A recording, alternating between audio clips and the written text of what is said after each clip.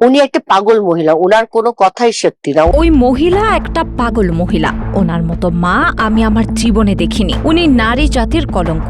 এবার এভাবেই সালমান শাহর মাকে অন ক্যামেরায় পাগল আর ক্রিমিনাল বললেন সালমান শাহর হত্যা মামলার প্রথম আসামি তার স্ত্রী সামিরা হক। তুমি আমার এমনই একজন।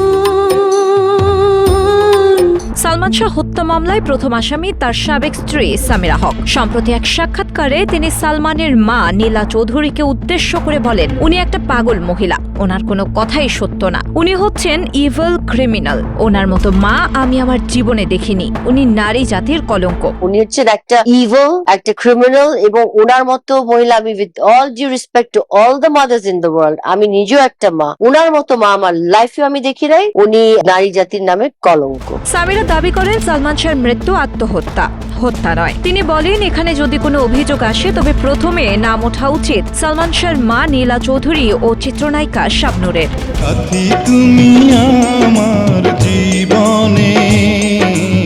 এদিকে সামিরার এমন বক্তব্য ভাইরাল হতেই নতুন করে আলোচনা শুরু হয়েছে। সন্তানের মৃত্যুর 29 বছর পরও এক মা ন্যায় বিচারের লড়াই করে যাচ্ছেন, অথচ তাকেই এখন অভিযোগের খাতায় আনা হচ্ছে। বিষয়টি কতটা যুক্তিযুক্ত তা নিয়ে উঠেছে নানান প্রশ্ন। পৃথিবীতে সুখ বলে যদি কোনো সুখ থাকে।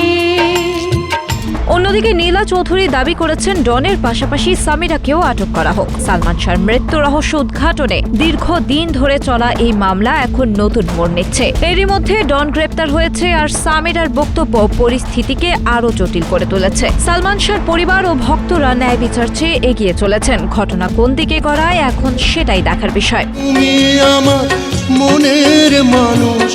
শিলা ইসলাম, ক্রিয়েটিভ ডিজিটাল। অন্তরের অন্তর।